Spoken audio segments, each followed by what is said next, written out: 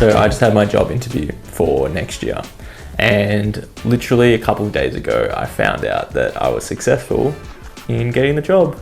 Hooray! That's fantastic news. This is great. So I want to tell you everything that happened from preparation before the interview to during the interview and then after the interview. So this is going to be a 3-part series.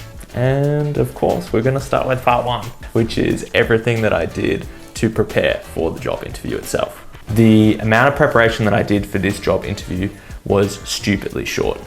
I reckon I did half an hour, and that's all it took. The first step before you start doing anything is take yourself out of your shoes and put yourself in the shoes of the interviewer, who's over there. You're wanting to hire a new doctor to work in your team. So what sort of things do you want to know?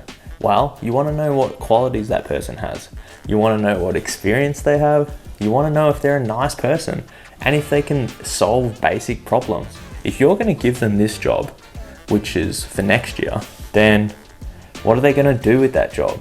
Are they going to stay in the hospital that you're working in? Or are they going to progress in the field of cardiology to further improve the field, both locally and then nationally, and then even globally?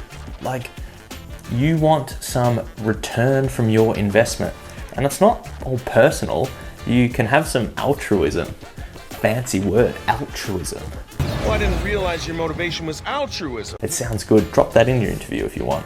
If you do that, then that's a big motivating factor for hiring that person. Now it's time to start thinking in the terms of the interviewer. Isn't our interview tomorrow?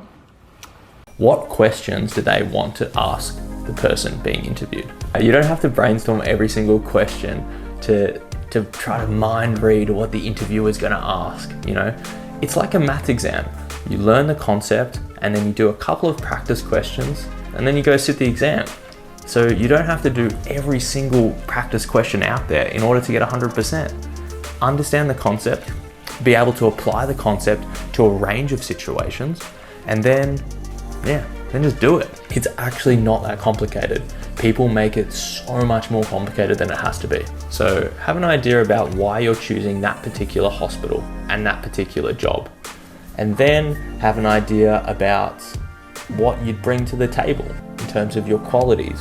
You might get asked to talk about how you problem solve at work. So I'd brainstorm some sort of examples of those. You might get asked to talk about how you deal with difficult people at work. You've got to be able to navigate these interpersonal relations, because medicine at the end of the day is like any other job. And there's going to be people you like and get on with and people you don't get on with that well. And you've got to be able to mitigate that sort of relation. You always